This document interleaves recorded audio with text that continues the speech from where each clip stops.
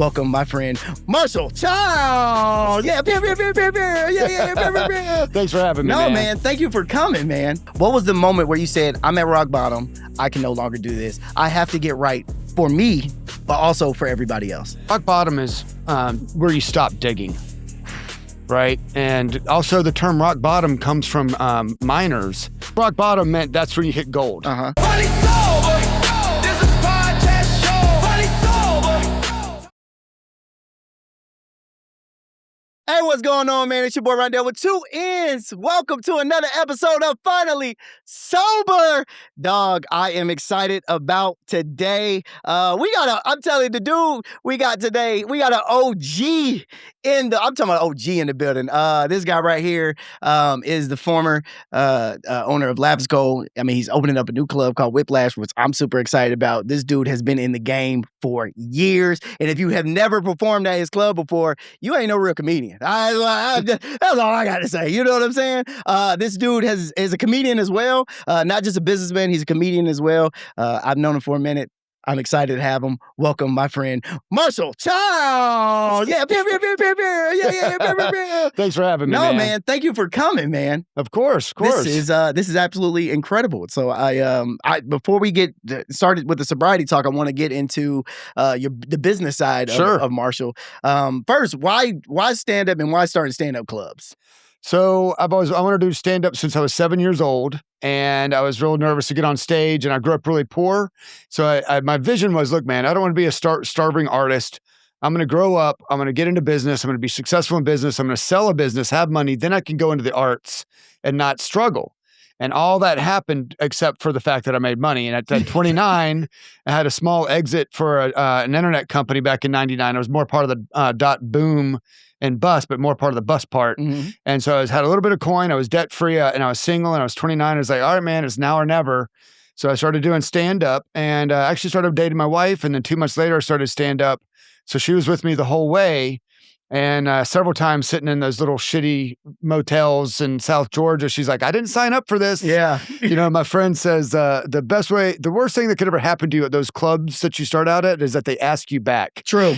You know? And so I was like, all right, man, I want to perform stand up. I want to marry this girl and have a family. And I was like, I'm going to build comedy clubs and be able to do stand up and sleep in my own bed at night, which is what I got to do. And, I got to, drive my kids to school, got to coach little league soccer and baseball and all that good stuff and got to perform and write as much as I want. Yeah, man. And now you've been sober for how long?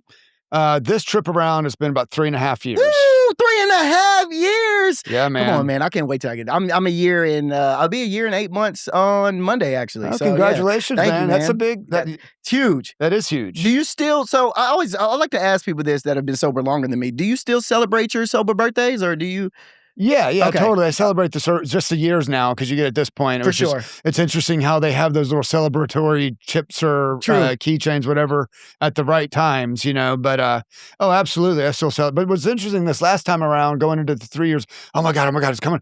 And then it was like the day I was like, oh wow, that's today. Yeah, because you kind of just forget about it, if it's because it really is just today. 100%. Right? It is another day for everybody. Sometimes it's just 5 minutes. Yeah, 1,000%. That's funny you say that because when you are sober, it does. I mean, those little like accomplishments definitely do. Like they make you feel better. But have you ever been in your sobriety journey to where it was like, nah, I could just 2 years of school. Okay, it's time I can go back now. Have you did you ever had that thought? Oh, absolutely. Okay. Yeah, because I'm an addict and an alcoholic. There it goes. That's what we actually I had a meeting. I went to a meeting today, and afterwards there was that discussion about how people get like 2 years, like I got it, and then no, you don't, dude. And as my sponsor told me, the way he was like, going over the first step, he's like, look, man, I just realized I tried every way I could and nothing worked. Yeah. I tried all the angles and none of them worked for me. So I like that saying, like, I can control alcohol as long as it stays out of my system. Right. As soon as it gets in my system, dude, it's not Marshall anymore. I'm not the same dude. Once you pop the top, you can't stop. That's right. That's me. I'm the same. I'm the 100%. exact same way. Once I popped the top, there was no, hey, let's have one drink and then we're done. It was like, no, let's have a drink. Let's have another. Okay, time to get some cocaine. And now, okay, it's time to do this. Yeah. We go down now I'm up till 8 in the morning, 8, 10 in the morning. It's Right. Like, oh, wow. Okay. And it's crazy. My wife can have one and be done, and she doesn't understand me, and I don't understand that. It's, you know how it is. It's like the normies, they don't get it. But I like one time, Smyrna was having a birthday party, and I shut down the streets. And it was open container, and I was just dropping her off, and she's like, "Yeah, I'm just going to take one beer." She took one beer to an open container street party. Oh, wow. And I was like, "That's insane to me." Yeah. She's like, "That's all I want. No money." And it's like, anyways, if it was me, I would have been like, "We're taking a 12-pack, couple of edibles, a vape pen, and then we're going to buy some more when we're there." Yeah. So you're a businessman, you're a comedian. Two of those things that a lot of people can't handle in this industry, because being a businessman is very hard in itself, and being a comedian is very hard in itself. How do you stay grounded in sobriety with both of those things going on, with opening up a new club, with still wanting to do time and stuff like that? How do you stay grounded in this entertainment business? Well, I just in general in life, I just call it sharpening my saw. Right? Like I focus on, I got this from the 7 habits. It's the physical, mental, spiritual, social, and then I added financial. And it's like your tires on a car. If one of those goes flat, your car gets jacked up. So you gotta take care of all of those areas. And mental is the steering wheel in my world, and the tires are the other 4. So it's like and it's a plate spinner. Like that. Here's the deal, man. Balance is an illusion, but the pursuit of balance is real. Like if you watch a ballerina, her toes are not just staying there. If you look close, it's doing this. It's all that. It's a plate spinner, right? I mean, there's 5 plates that are spinning, and you can only pay attention to one. Which one do you pay attention to? The one that's getting wobbly, right? So when I start feeling internal jacked up, I'm like, all right, man, I got to meditate and I got to exercise, And then I'm like, I start thinking about my money. I was like, shit, I got to do this and this, and I go and spend time taking care of whatever I need to do, and yeah. So it's just focus. That's what I've figured out for me. Is those are the 5 areas I focus on. Sheesh, that was deep. That was very deep. Now, I want to take it back to 2022, because you said you've been sober for 3 years, so that means you would have gotten sober in 2023, correct? Something like that. Something yeah, like I was that, trying right? to think. Yeah, something like that. So that year, what is going on in your life, and where was that moment to where you go, all right, Marshall, I can no longer do this? Was it your family? Was it your kids? Was it your business? What was the moment where you said, I'm at rock bottom, I can no longer do this, I have to get right for me, but also for everybody else? That's a great question. Keep in mind that rock bottom is where you stop digging, right? And also the term rock bottom comes from miners, not the kids, the actual diggers. Rock bottom meant that's where you hit gold.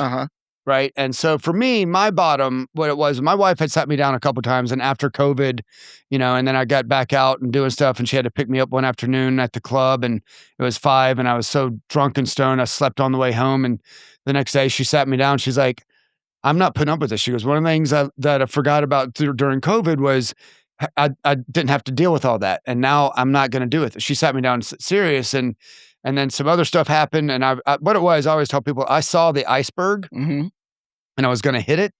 And so what the final thing was, we went on a big family vacation up north, and we flew in and out of Newark, and we spent some time with her family up in the Poconos. And then we were going to stay in New York City, and I got COVID on the trip. And the Poconos.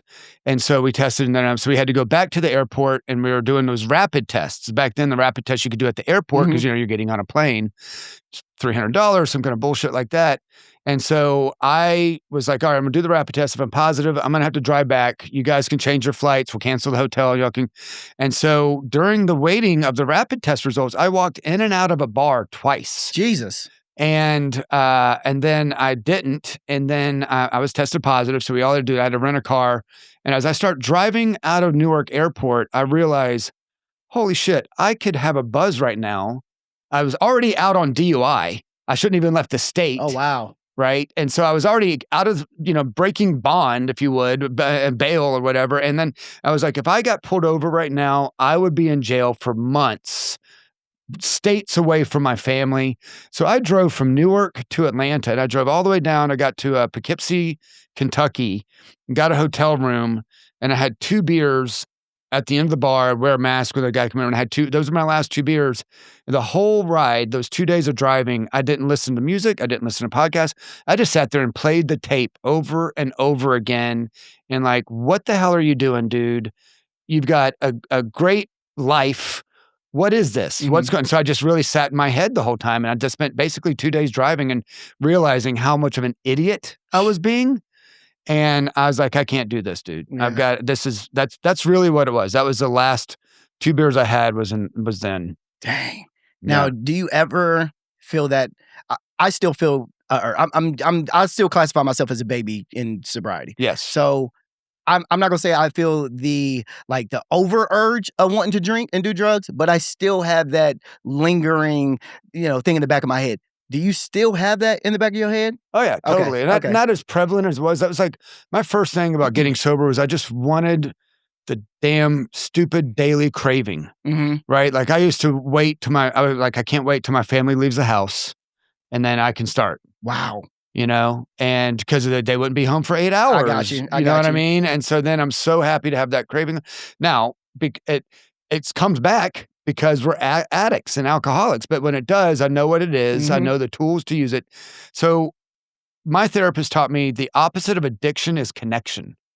And that's why meetings work. That's why picking up the phone works, because you connect with somebody and it gets that urge away. Like, here's something I learned about this time around in recovery was whenever my family would be gone for the weekend, I would get so excited because now it's fucking on. Yeah, you get to drink, you get to do as much as you want. They're not going to be home for 3 days. This is going to be 1,000%. like side note. I remember my wife thought she was going to be out of town. She decided to come back. She came back and found me passed out on the driveway.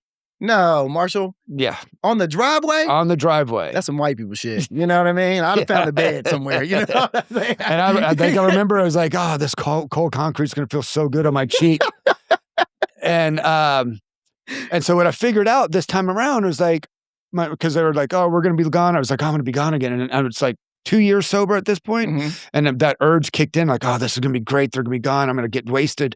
And then I was like, what is that? I was like, why? Why is that a trigger? Which when you're sober, you can ask those types of questions, right? Yes. And so what I figured out, I used to be left alone a lot as a kid. Oh. So when my family left, it was super uncomfortable. And so now as an adult, I can trigger that uncomfortableness triggers me because that's typically why we want to use anyways because we're uncomfortable. 100%. Right? And that's, the gift of being sober is you get your feelings back. The curse of being sober is you get your feelings back. I say that all the time. I say that all the time. But the blessedness, the goodness about being sober is now if you sit through, I heard this in a meeting the other day, is like, let that emotion finish.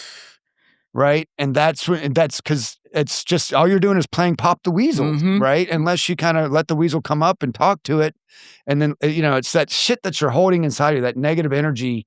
You got to get it out of you, man. Yeah. Or else it's going to stay in there and it's going to keep Pop goes the weasel. 100%, bro. Now you, that story that you just said was very funny. And as a comedian, we find funny stories when we got drunk and when we were, in state of addiction. Well, right. That's where our life was the funniest because we found joy and we can write those pains and those pains turn into funny. How do you find funny now that you're sober? Where do you find it at? So I've been doing it for 25 years and I don't write as much as I want to write, but when I do, I'm really more writing on, bigger issues. I've done a lot of family jokes and all that stuff, but it's kind of like nowadays I don't know. And it's not so much like George Carlin or Lenny Bruce. I guess it is kind of like I don't know. I just feel like there's bigger stuff to talk about it is evergreen, but I'm not doing it because it's evergreen. So I kind of I want to focus on bigger issues and stuff like that. So the last real solid bit I really worked out and got a good 8 minutes out of was my wife having cancer and me having cancer. Right. And so it's like, I like the challenge of taking something that's not funny and making it funny. And because I firmly believe there's funny in everything.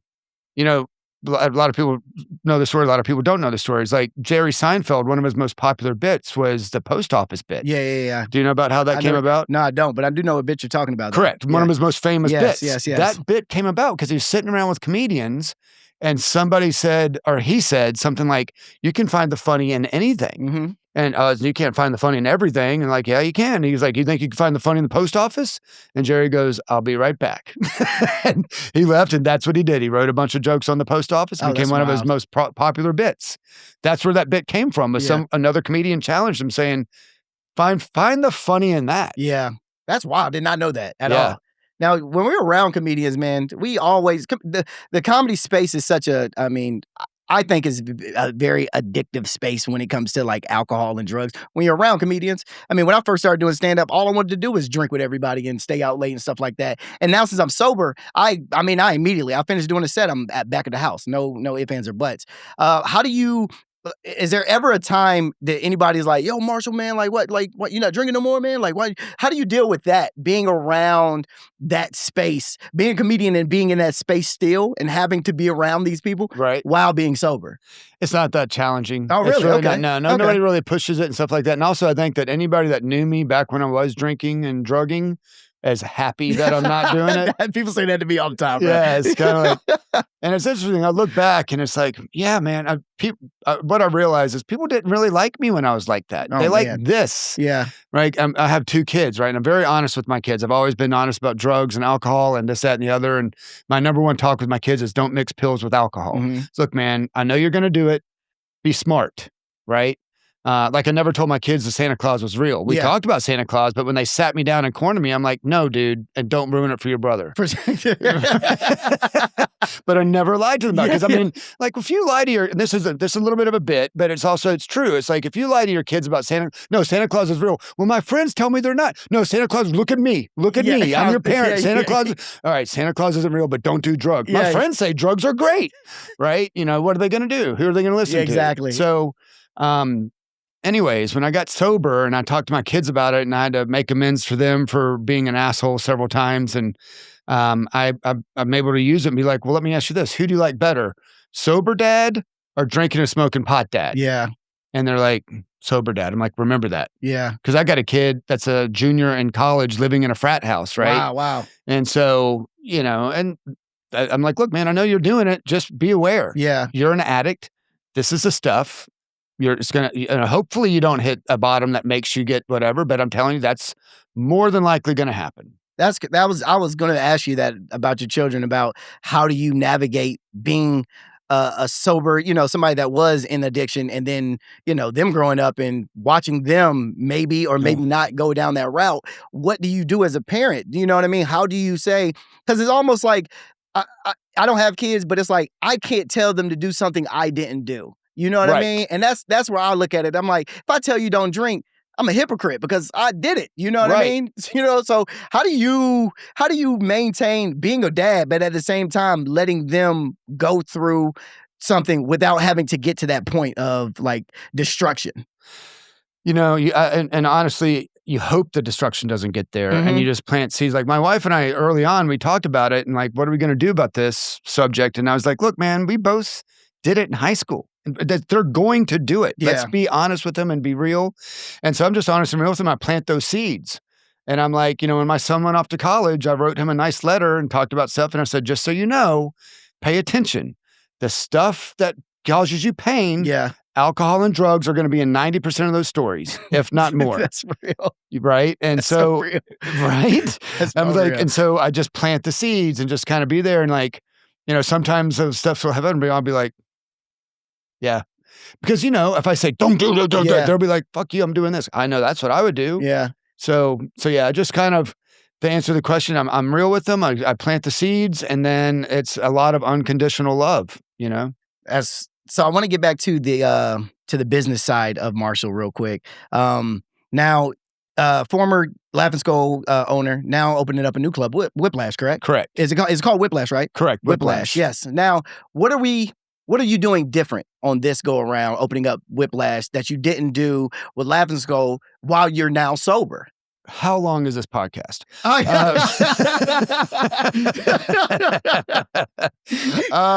Man, I'm doing, I was talking about this last night. I firmly believe that this industry is ripe for disruption. I think that Don't Tell did a great job disrupting it, right? And that I've always been against the brick wall I've always been against the whole idea that comedians are just there to sell chicken fingers. And that's unfortunately the standard. Yeah. So for me, like, this is the first club I get to build from the ground up. Mhm. It's a shell, and I get to design it, and I get to da-da-da. I want to build a high-end comedy club that's an amazing experience for the patrons and the comedians and the staff. And it's a great experience from the word go. Like, I'm a big believer the show starts before the show starts. Yeah, 100%. Right? And like the theater, how they approach it. So I have such respect for comedy that I just want to reflect that. And so I have a vision of building multiple comedy clubs in high foot traffic tourist areas like Ponce City Market, Mhm. and making the club super nice. And so that people want to go there and hang out and enjoy it. And they feel like, oh, this is someplace special. Mhm. And the comedians are like, oh, wow, this is someplace special. We get treated well. And they want to be there and hang out. Like, Yeah. I'm going to, if you're a past comedian, you get half price drinks. Oh, wow. Okay. Right? Nice. Come hang out. 100%. And so yeah, I just want to elevate the experience and make it more of a 5-star. Like, I want when people, I'm building a company dashboard right now that incorporates ticket sales and marketing and food sales, so that when somebody comes back, like, oh, John, welcome back. Last time you were here was about 3 weeks ago. You had a Tropicalia for your drink. Would you like one sitting on your table when you sit down? Yeah. I want people to feel seen. Yeah, for sure. Right? Like, if you 5-star restaurants do that. 100%. Right? And so if you present that to your patrons, and notice they're called patrons and not customers. Yeah. Right? Because they're going to the arts. Yes. It's not just a restaurant. So that's my vision. That's what I'm building. And I firmly believe it's gonna work excessively well. And it's the game needs, I feel, I've said this for years, comedy club owners just need to step the game up. Ooh, talk to him, Marshall. I know. Talk to him. Oh, I do. I've said plenty of them, and they're like, "Oh no, it's good enough." I'm like, "See, that's the problem. Yeah. Good enough isn't good enough to me." For sure. Right? Sure. Now, as being an owner, and then you're taking alcohol inside. How do I ask this? Because I told myself, now that I'm sober, I would never be branded with, vodka or anything. They would never have that as a sponsor. I'll never wear the clothing of alcohol, Right. anything like that. Does it feel weird that you're serving alcohol being sober? Like, with it, like, I know it's a bit. I mean, as a businessman, you have to. Correct. You know what I'm saying? That's just facts. But does it feel weird in a sense? To me, it would, because I'm like, man, I'm sober. I don't drink. I don't want these people to drink like that. But you can't stop people from doing what they do. Correct. And I'm also at a point now, I'm 55 years old. I know, right? That I'm not judging. Yeah. Right? I'm not judging. And then, so the good news is that the alcohol is now the new smoking. Yeah. Right. And so I drink a lot of non-alcoholic beers. Love 'em. I love them. I love 'em. mocktails. We're going to have an extensive selection. Oh, bruh, that Right? is great. Yeah. I mean, I hate it when I go to a restaurant like, oh yeah, we got non-alcoholic, but what is it? Heineken? I'm like, no, you don't. No, No, you don't have a selection. one Heineken 0.0. That's it. Correct.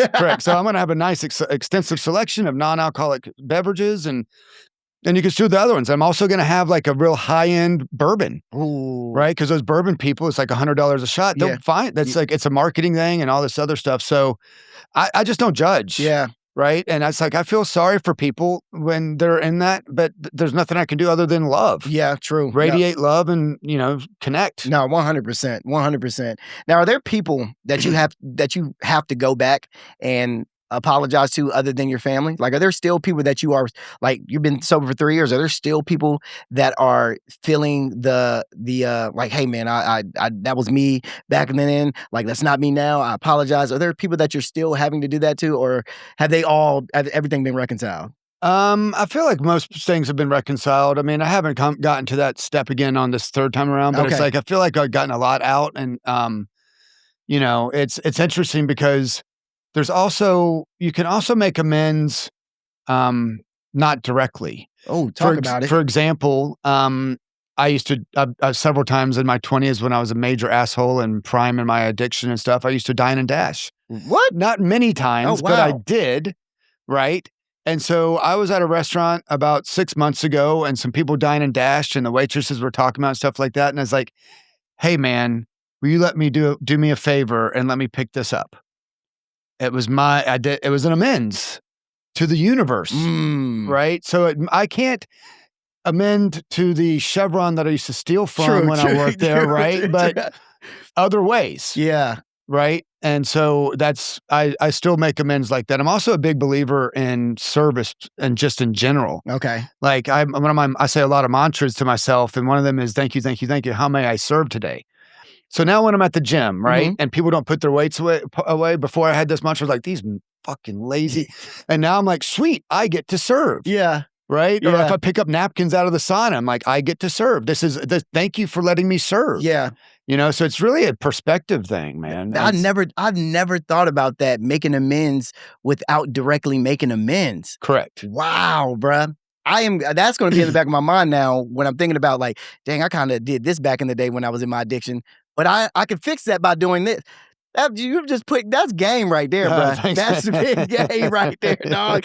That is big game. I had the question in my head and I just lost it because I was thinking about that. Oh man, what is the question I had? Jesus Christ. I'm sorry. Well, let me ask you a question. Yeah, please do. So you're about a year and a half sober. Year and a half. Which is fantastic. Love it. And how long you been doing this podcast? This is my 6th episode. Okay. Yes. So it's relatively new. Very new. And what inspired you to do this podcast? So I'm a huge advocate for sobriety right now. I love being in the sobriety space. I know that sobriety is a fad right now. Everybody's like getting sober and it is like a cool thing to do. But honestly, sobriety saved my life. I was dying from drinking and drugs. So it saved my life. So I am in a place now to where I want to give back. This is like you say, amends. I want to give back to the people that are going through addiction, that are trying to get out, that don't feel like their voice is being heard or don't, and also being in the industry. That's why this podcast is solely for industry people. This is podcast. I'm only interviewing people in the industry that have gotten sober. Oh, nice. Yeah, man, Great. because this is our industry is full of addicts. Like, Yeah. full of people that have died from addiction, that are going through addiction. Like, and I want this to be a place like, oh man, I got sober, and this is a safe place, because we look at addiction as such. I mean, we look at sobriety as such a thing like, I don't want it to be my whole identity. Sobriety doesn't have to be your identity. You just are sober. Correct. It doesn't have to be who you are. You're just sober. Right. Let that be what it is, and you go throughout the world and you just let people know that you're sober. But I want people to come on here and they'd be a safe place for them to go, okay, cool. I feel like I can just go out in the world now and just be sober and don't have to be like, oh, I'm sober, everybody. I'm sober. It's nah, dog. Yeah, that's not what sobriety is. It's just going around parading being sober. Being sober just is being sober. Correct. You know what I mean? So yeah, that is one of the reasons why I started this. So you're a bit of a peak. You're still on a bit of a pink cloud then. Very much so, man. Very much so. Have you played the tape when you don't want to do this anymore? I have not. I don't even know what that looks like yet. Right. I don't even know. Just the podcast or just being sober in general? Both, but really the podcast, because now you've stepped up, right? Yeah, now yeah. you put your face out there as this guy that is sober and promoting sobriety. It's true. Right? So you've stepped your game up, which Very is true. great. Very true. Yes, which is great. yes, but yes. just like everything in life, there's going to be a time, like, I only bring this up to say, like, that's a trick that I've learned is play the tape on all the different angles and know, just like when I play the tape, like I know that when I'm going to have those urges, Yeah, what do I do? for sure. And I already know. Yeah. So I've planned it ahead of time. So I'm just saying, if you haven't done that yet, that might be something to think about. Plan it ahead of time, like when that happens. Yeah, like or if that happens. If I never want to do this again, how do I? Correct. That's a good point. I've never thought of that. Why haven't you like publicly like let everybody know you're so, like, why? Like, a lot of people don't. And when in this entertainment space, we don't. We just don't. A lot of people don't.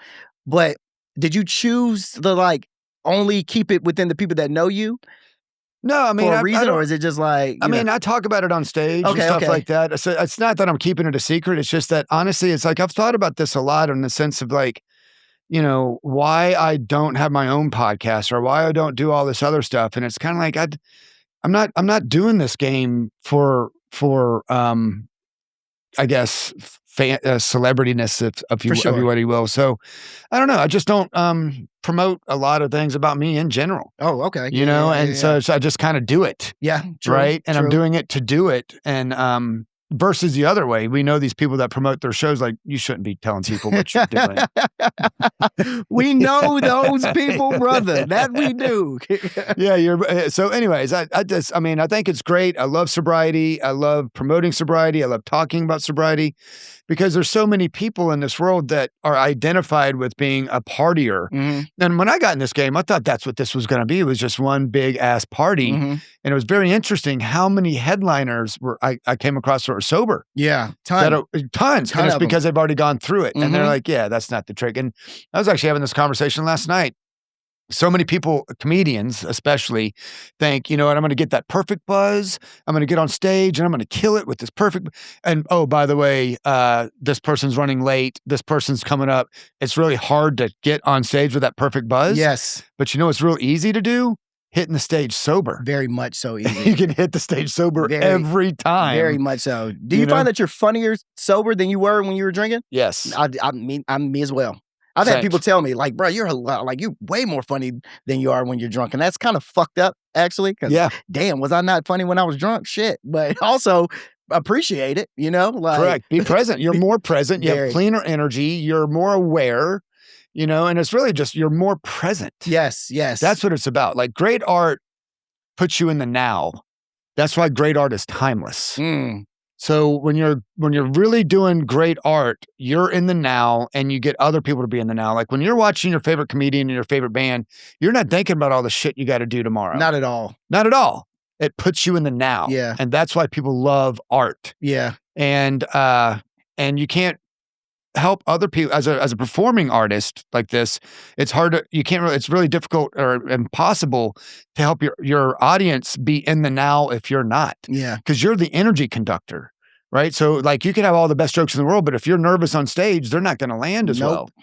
You could be as confident as hell and present as hell with mediocre jokes and do way better than the person with the better jokes and the shitty presents. 100%. Right? 100%. Now we were having this discussion before you got in. It took a hard time for me to admit that I was an addict. Mhm. It took me 6 months and going to therapy to let myself know that I was an addict because I didn't want to admit that I didn't think I had an addiction at all. Like I knew I had a problem, but I didn't think I had an addiction. How quick did you come to that like realization of, oh, Marsha, you're an addict, bro. You're an alcoholic, you're an addict, like you have a problem. Yeah, that's a great question because I would say I don't even know how to answer that question honestly, but I know that at one point I was just kind of, I was just thinking, I'm not an addict, I'm a partier. Yeah. Oh, Right? okay. I'm not an addict. I'm just a cool, fun dude, right? And this, that, and the other. And I'm like, I'm the guy that everybody wants to hang out with and go, have to their parties and stuff like that. And then after a while, it just kind of gets to a point of like, wait a minute, this isn't as fun. Right? And then it's like, okay, well, and then I got to a point, I remember this last time, because I got 4.5 years sober. Then I went back out for 10 years and now I'm 3.5 years sober. And this time I'm a one chip wonder. The first time it took me like 8 white chips to finally get sober. Jeez. Because I would get 3 weeks and I got it. Yeah. Oh, so this is not your wait. So this is not your first time Correct. trying to get sober? Correct. Oh shit. I thought this was like No. an epiphany that you had and it was like, oh, I need to get sober now. No. Wait, how many times have you tried to get sober? How many times? Tried or like gotten some significant? Got This there. is my second time around. Oh, wow. So first time around, I got like, probably like 8, 9, 10 white chips. And I was talking to a guy that had a lot of time who's in the business. And I was telling him how like, oh man, I get 3 weeks and I go back out and da-da-da-da. And he goes, it's easier to stay sober than it is to get sober. Break that down to them and what that means. Because a lot of people don't understand that. Right. Getting sober, those first 30 days are way harder than year 3 through 4. 1,000%. 1,000%. And so getting sober is hard. Staying sober is easier. Mm-hmm. Right. So it's like, now that he's basically saying, look, dude, you've already gone through the fire. Why are you jumping back into the fire? Makes no sense. Makes no sense. Makes no sense. Right. Because it's insane thinking and it's insane behavior. Right. And so that sentence got me 4.5 years. And then I quit going to meetings a lot, wasn't really working the steps. And I was always like, I look back and it's like, that's like having a gym membership and not going to the gym. 100%. Right. And you got to do the work. If you do the work, it works. And so then this time around, I'd already done, I was like 10 years out, I had all this stuff. And I was like, a lot of pain along the way. And I was like, I'm done. After that car ride, I was like, I'm done. This is it. I picked up one white chip and that was it. And I remember I got my 30 days. I was down in Florida outside of Tampa doing some gigs. And I went to woke up that morning and my first thought was like, fuck yeah, man, 30 days. I need to celebrate by going to a bar. Why? Right? Why is that? It's the muscle memory. Why is that your immediate thought when you have something to celebrate is to go drink? Now Correct. So wild. It's so wild. It's the muscle memory. So literally like 4 or 5 times that day, I was like, man, I got to go. I just celebrate. I'm good to. And so I, obviously didn't and picked up in my 30 days and I haven't looked back, man. And it's the muscle memory of it all, Yeah. And that's also muscle memory. Like, man, it's this great thing happened. Time to get wasted. Hey, this bad thing happened. Time to get wasted. Yeah. Hey, nothing's happened. Time to get wasted. No, 1,000%, man, 1,000%. So what do you replace that with now? What do you replace those magic moments with now that we aren't replacing it with drugs and alcohol? Because with me, it's pickleball. I play pickleball. Yeah, I know. I'm black. I play pickleball, Marshall. It's all right, man. I've been working on pickleball reservations for tomorrow all day. They're all closed because of the weather. Everything's closed. Except for the outdoor ones. Oh, yeah. But anyways, that's so funny. I'm like, dude, I was just working on that in the parking lot. But yeah, but those magic moments that we have, man, like when I just got a job at Hot 97, I'm the new host. So my first thought, initial reaction was like, dang, man, I want to like, and then I thought, no, you don't. You don't want to have no drink, bro. Go play the game or go play pickleball. Like, just enjoy yourself. What do you do now when those big accomplishments happen and drinking is not there to like help you like have fun with it, you know what I mean? Add to it. Add to it. As what you think you're doing, right? Yeah. What I do now, I'm trying to think. Like last big thing was when I signed the lease at Ponce City Market. It was December 31st. It was New Year's Eve. I had 2 shows that night, and then go to my friend's lake house to celebrate New Year's. But so there's a lot going on that day. But still, the idea I worked on that lease for like 6 months, dude. Oh wow. $10,000 in lawyer fees before I even signed the paper. Well, congratulations. Thank you man. so much. Big ups to you, bro. So anyways, that's a big moment. Yeah. And I just remember just thinking, I did it, man. I did. I just sat in it. And so I sat in it just like you're sitting in it with a beer in your hand, right? You're still sitting in it, but now I'm enjoying it more because I'm not numbing the moment. That's so real, bruh. That is so real. We were numbing those magic moments. Correct. Oh, you thought you were adding to it. You're really taking it away. Dog. Wow. You just blew my mind with that one. I didn't even realize. I thought, like you said, I thought I was having fun. Like, oh yeah, oh man, let me drink, let me get drunk. And yes, it was numbing all of what I've just been worked hard for. Correct. Holy shit, Marshall. You just, that was a good one. Yeah, well, thanks. Okay. Okay. I mean, hey, man. But no, it is. It's like, I'm enjoying life on life's terms, and I like my accomplishments, and I get to enjoy my accomplishments, and I also enjoy the sadness. Like, it's part of being human. Yeah. And it's like, I remember there's been some things that have happened to me in my life, great pain, and then it hits me. I take a step out of it, and it hits me of like, I've never felt this before. Ooh. Even though if it's a negative, quote unquote, a negative emotion, it's like, this is a new emotion for me. Yeah. Right. And that's the awareness of whatever. So yeah, man, I think it's just enjoy it, what happens. And it's not always going to be pink clouds and unicorns. It's going to be a lot of shit. 100%. But, 100%. and by the way, I'm dealing with some shit right now that I'm building out. Like I had some stuff that came up and I'm like, okay, I knew this was going to happen. 100. I'm going to figure it out. Yeah. Versus like, oh my God. Yeah. It's like, okay, I knew this was coming. 100%. And that's what I was telling you before. Like practice that. This is what great producers do is what could go wrong. Yeah. It's called inverse thinking. Okay. It's a great tool to learn. Like what, if I were to fail at this, what would cause me to fail? Yeah. And then you think about all of that and like, how do I prevent that? I got you. And what do I do to stop that? I got you. I was like, all right, along this journey, there's going to be a lot of oh shit moments. And how do we fix it? Not only how do we fix it, but how do we make it better than it was? Yeah. And so I'm dealing with that right now on something. And I'm like, okay, I'm good. I'm got it. Bro, you're speaking, I'm talking about, you're literally speaking my language. These are the exact thoughts I try to explain to people all the time. And like, bro, I'm in the moment now. Like I'm in this moment now, bro. Like, I'm happy that I'm sitting here with you. This is incredible. Well, to spin on that, the term that I always tell people is like, and I've heard this before, life is 10% what happens to you and 90% how you react to it. For sure. Input plus response equals outcome. You can't control the input, but you can control the response. For sure. Therefore, you can control the outcome. That's how I look at it. Did you ever think you couldn't control the response when you were in your addiction, though? Do you think that like that kind of messed it up a little bit? But I've always told people that work for me, I'm like, look, just so you know, my first response is going to be, let's beat them up. Because I grew up poor and fought a lot. I used to get in a lot of fights. And I was like, one of my jokes is like, I used to be poor. No, I'm not. Now, like, so my first response is like, we'll just beat the shit out of them. And then my white collar person comes in and goes, no, we're going to get a lawyer and take their future. That's very white people shit right there. Yeah. Black people don't know that. I ain't never heard no shit like that. I'm just joking. Yeah. But now it's like, so now I've learned enough to know that like, I know my first natural reaction is going to be like, well, we're just going to fight them. Yeah. You know, that's what happens. And so then it's like, no, let's play the tape. Hell yeah. I like that. Now, before we wrap up, I always like to do two things. So I like to play a game, with, just to lighten the mood up a little bit. Of Would You Rather. Okay. I know you played Would You Rather before. Sure. Okay, sweet. It usually involves alcohol. Yeah, exactly. So this is a sober and a trafficking victim. Yeah. So this is the sober edition of Would You Rather, sponsored by My Lawyer Is My Buddy. If you ever get in an accident, please call My Lawyer Is My Buddy. They are your personal PI firm, and they will get you your settlement. All right. Is that the lawyer that's mylawyerbuddy.com? Yeah. Look at that. You already knew about it. No, I've seen the billboard. Come on now. I'm a guy. I'm a businessman. So I'm like, oh, that's a great URL and angle to it, right? Like I remembered that. There it goes. You should have said you saw it on the pod. That would have made him give me more money. But like, our ads are working. No, I'm joking. So this is. Oh, okay. Oh, all right. Word. Yeah. Okay.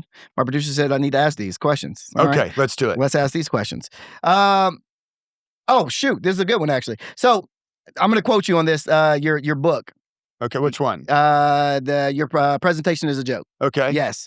So in there, you say Star Time Entertainment was a Dave & Buster's on crystal meth. Star Time Entertainment was like a Dave & Buster's if Dave was on crystal meth and Buster's was his pimp. So if Star Times was Dave & Buster's on crystal meth, what would the sober 2006 version of Marshall Child's life look by comparison? Oh, well, so Funny Farm was in that place. So I was I was inside Steven. So I was kind of like, the crystal meth bitch. I know exactly where I know where this is. Yeah. So, but the 26th version of all that, what would the joke be? Or what would the comparison of what would your life look like compared to that? Comparison to like I'd say crystal. I don't know. I mean, I think it's now more the Buddhist approach of life, of letting and acceptance and just, no judgment. It's kind of like, hey man, you're having your experience, human experience. I helped a girl, again, the server's mindset. The other night, late at night, I was down at my space, leaving at like 11 o'clock at night at Ponce City Market. And there was this girl in the parking lot and she was, jumper cables. And I'm like, my first instinct is like, this is a setup. I'm about to get. Yeah. And I was like, don't do it. And then I was like, I know me. If I don't help, I'm going to beat myself up. And I was like, oh, here's another chance to serve. Like that's again and I was like, just do it and deal with it. And I did. And all this other, and it was like, she was so like not present and all this other stuff. And I was like, I didn't judge her. I just was kind of like, I kind of quietly said, you're loved. And so it's just that, like, I didn't get angry about the stuff. She wasn't really present. She wasn't answering my questions. She had littered on the ground. And I just was like, my mindset when I see something like that, I'm like, oh, they were probably molested as a kid. That's a crazy first thing to think, just like right off the bat. That's right. I'm like, that's because I was molested as a kid. Okay. Right. And so I know it takes a long time to let that shit go. For sure. So I kind of like, okay, let her, she's doing whatever. And my wife was like, maybe she was gang raped at 20. And I was like, that could be true too. Whatever it is, she's had a traumatic experience. And we talk about this during sex though. This is the only way. It's a very kinky relationship. But yeah, you remember when that girl was gang raped and I helped out? That's so wild. No, so it's just like that's how I look at it now. I'm like kind of like, hey man, all right, listen, I'm sorry. I'm sorry for whatever happened to you, that you're not having a better experience as your human shell. Mm-hmm. So that's okay. That's a very Okay, interesting way to look at things. Okay. Yeah. So, in your like we just said in your book, your presentation is a joke. You talk about using humor for your impact in your own life. Was humor ever a way to mask? Was a mask that you needed to mask sobriety? Like, did you mask your sobriety with jokes at one point? Oh yeah, totally. Okay. First time around, I had like 15 minutes on it. Yeah. And it was great. And I got some good jokes out of it, which is interestingly enough, I haven't written much jokes on it this time around. Really? Yeah, because I kind of feel like it's just a thing. You know, it's like I feel like there's better things to talk about. It also might be subconscious, like I've already done that.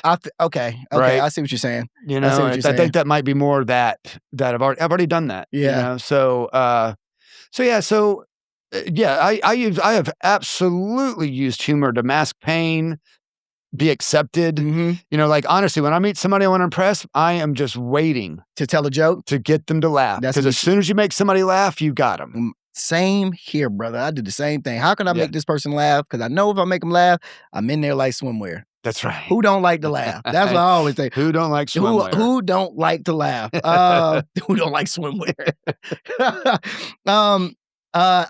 We've all seen comics bomb while drunk. What's the most awkward thing you had to do sober at the club that you definitely would have preferred to be drunk for?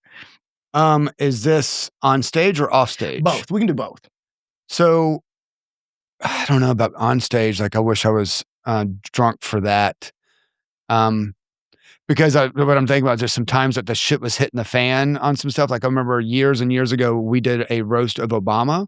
Oh, wow. Because there was a comedian that kind of looked like him and he would do impressions of him. So then we just kind of did that. Oh, okay. And Thought y'all were just roasting a black dude. I was just like, that's wild. I was about to be like, Marcel, we can't even air this shit.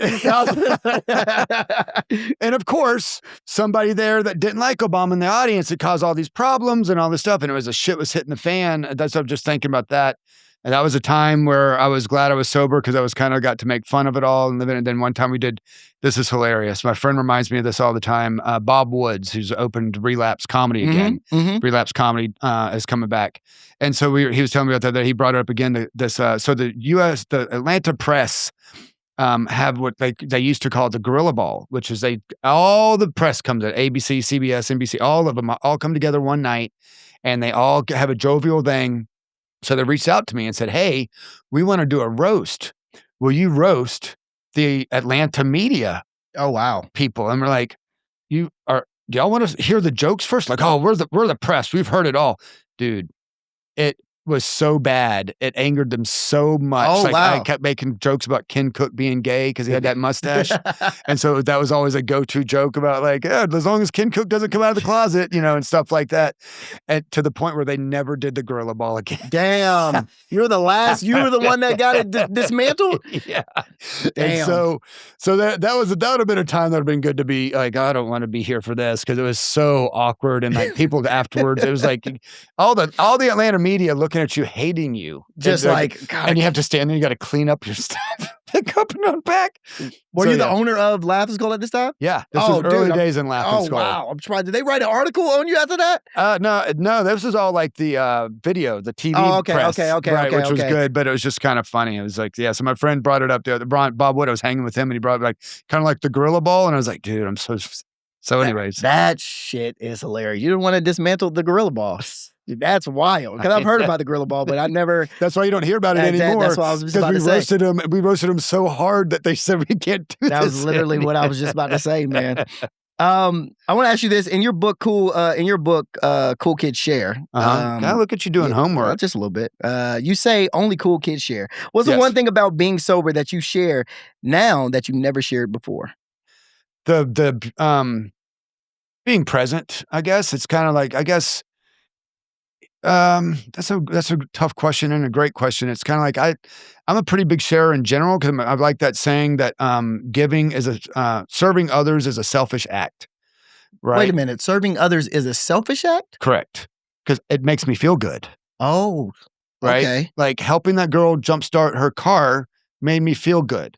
I mean, her life was jacked, dude. She had to hold the hood up because the thing didn't work anymore, and hubcaps are missing and shit, and she had all the weird tattoos. I was just kind of like, this poor girl. Yeah. She's probably not watching this. No, really? Let's hope she's sober now. I mean, let's maybe. let's hope she's sober now. You know Yes, what I but mean? anyway, so I guess the cool kid giving, but sharing with others is, I guess the being present, more present. You know, because like like I that. said, like again, bring that girl up again. Like I silently was there, and looking back, and I told my wife, I said, I wish I would have said something to her, like, "Hey, man, just because you had a bad childhood doesn't mean you have to have a bad adulthood," which would have blown her fucking mind, Yeah. right? Just out of the blue. And that's when she brought up the whole like, well, maybe it was when she was Yeah.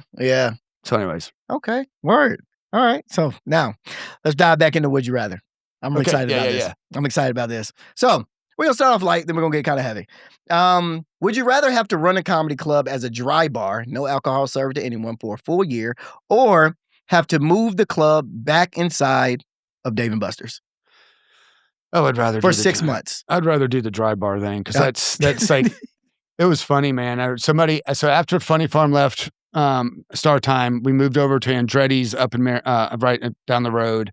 And then we left there because it wasn't working out. And then somebody said, "Hey, I've got this other thing." It was a Stars and Strikes. Oh, okay. Yeah, I know what that is. And I did someone Kennesaw. And then this other guy's like, "Hey, come over here, meet." And I honestly, when I was in there, my stomach hurt. I was like, reminiscing on everything. Just like my body viscerally was saying, "Get out of here. Don't do this anymore. This is not good for comedy. It's just get out of here. Leave." 100%. Yeah. So I was like, it was a physical reaction was like, if I did this, I'm going to get cancer. Just literally walking on the floor, you're just catching an STD, just like, yeah, this is gross. I feel you.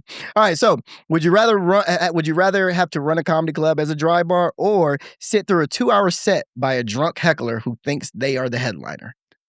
I would want to see the heckler. Or wait, so the heckler's on stage? No. You're doing your set, and Okay. yeah, you have to sit and listen like while they're out So there. I'm doing a 2-hour set. You're doing a 2-hour set with a heckler that's not getting kicked out. It's not getting kicked out. I would rather do the heckler because then after like the third heckle, you get to be mean as shit. There it goes. Like the rule, as you know this, the rule is first heckle, "Hey friend, shut up." Yep. Second heckle, "Hey man, you're not being cool." Third heckle is "Fuck you and your mother." Yeah. Right? Yeah. Because then the audience is on your side. Exactly. Yeah. If you say "fuck you and your mother" on the first one, they're like, whoa, you're being a bully.